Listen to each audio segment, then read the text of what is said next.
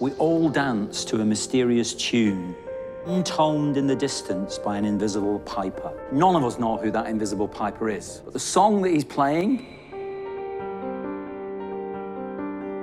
will be written by A.R. Rahman.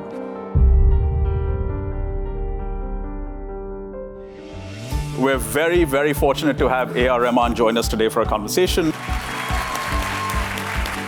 At first glance, you might not expect to meet A.R. Rahman during an MBA orientation. For that matter, you might not expect to meet A.R. Rahman during the entire MBA program. But in business schools, we often talk about innovation, reinvention, risk-taking, brand building, globalization, technology. Today, we're joined by someone who exemplifies all of these attributes. So as you begin your MBA journey, I invite you to think expansively about what excellence in leadership looks like. Sometimes it sounds like a Rahman score. I think there are multiple ways to learn things. Like one is to get a teacher. One is to predict something. Other thing is probably becoming null, like a void, and then hope that become a conduit, tapping from the universe. Ostensibly, you had an experience early on with the release of a rare lounge album that was discovered to be available for illegal downloads before you could release it. Before I get to what he did, I'd like to ask you what you would do in that situation. I predict to the future. Release it free. Release it free. Music is free now. Fascinating. We're in a business school, so how do you make money on a free product? The more people listen to you, the more they know you, then you can do shows.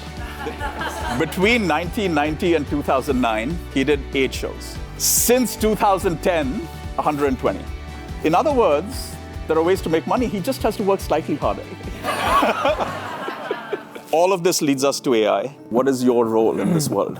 My dream is to see whether, like a country like India, where I can empower people who had the intention to become an artist but never had the tools. So give them these tools.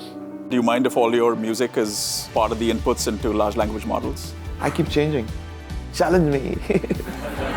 How do you work towards being ambitious without ever letting ego get in the way? I think we need ego for ambition, right? There are 2 egos, there's personal ego and creative ego.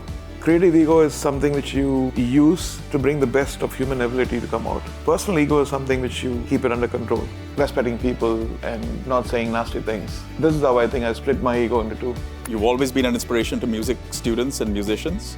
Today, you're an inspiration to business students. Put that on and we can take a selfie with the entire crowd. And